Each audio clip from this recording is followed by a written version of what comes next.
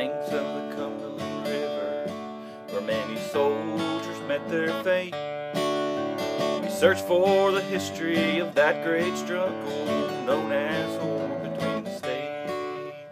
We search for the relics in the hollows, we search for the relics on the hills. Respect for the men who fought and died here is why we search, and we always will.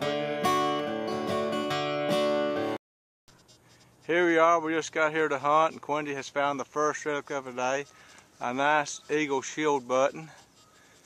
He won the booby prize today. He's going to get to buy my lunch. Oh, great. That's really good.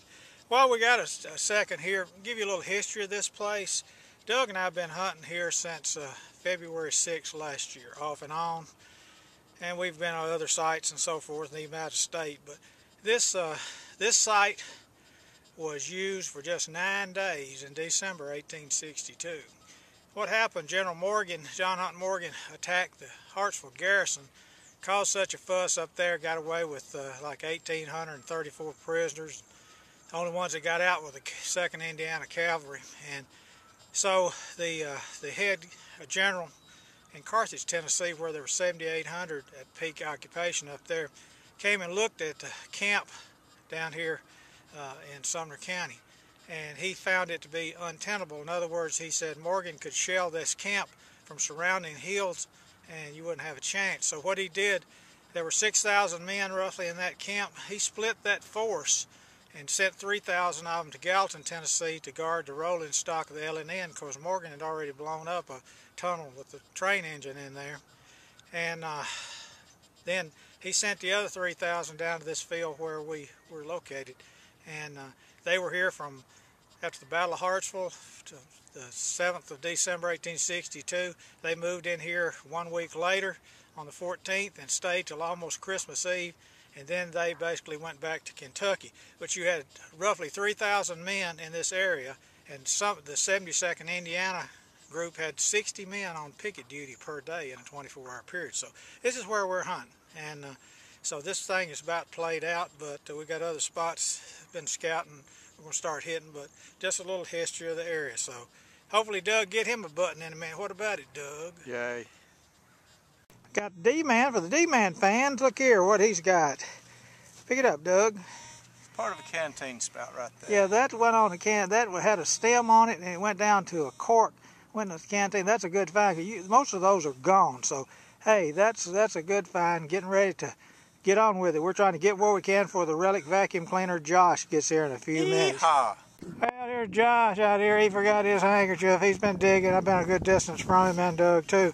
Tell us kind of what you got there, Josh. I got a little carved bullet there. It looked like they maybe took a 58 and carved it down. A couple of 44 coats and a little round pistol ball. That carved bullet's pretty neat. They whittled it way down. It's probably a 58, and they just whittled it down to that small.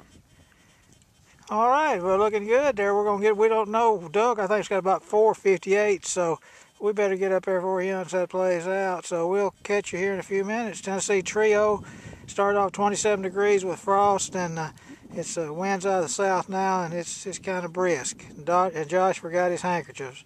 Check out in a few minutes. Okay, I got my Fubba Dirks and pistol ball since I've parted ways with Doug. I know he's got about 4 58s. There's my first 58. This camp was pretty well outfitted with apparently Springfield rifles and a few Austrian 54s.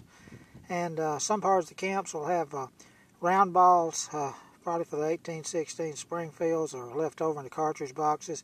But the predominant bullet is just what you see here, just a 3-ring 58. So we're back to digging, and Tennessee Trio warming up a little bit feels better.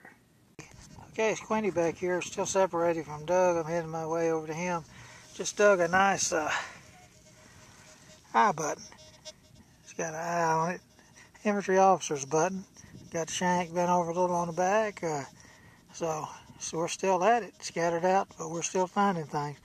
Get back with you in a minute. All right, we got caught up with Doug finally, since he dug the canteen stopper. He got a nice eagle shield, coat size, which entitles him to buy my lunch. And a nice canteen spout to go with his stopper he found earlier. and a little underwear button, and got what, 558 stuff? 558 some All right, well, we're looking good there. All right, end of the hunt with these jokers. All right, one thing, here's our finds here before we go over them. Buckle Boy's going to be on American Digger's Relic Roundup tonight, so you know you can go to the American Digger website and get the link on where to listen to him at from 8 to 9 Central Time, so feel free to harass him like we're going to do. But anyway, we got several finds. Ended up with, what'd you have, 1 or 2 eagle buttons, Doug? 1. I had 2, 1 eagle eye coat and 1 general shield. And Josh had several bullets and some unique looking things, so we had a pretty good day. Like I say, this thing's winding down here, so we're going to start concentrating on some other sites. What do you say, Josh? Heck yeah. What about it, Doug? Yeehaw. Yeah, Doug, he was mad because he didn't get to say nothing last time. He was trying to rip the door on my truck to get in there and beat Josh to the back seat where he wouldn't have to open the gate. So join us toward the end of the week. We may sneak in another hunt here. So this is the Tennessee Trio signing off. We'll see you next hunt. Bye-bye.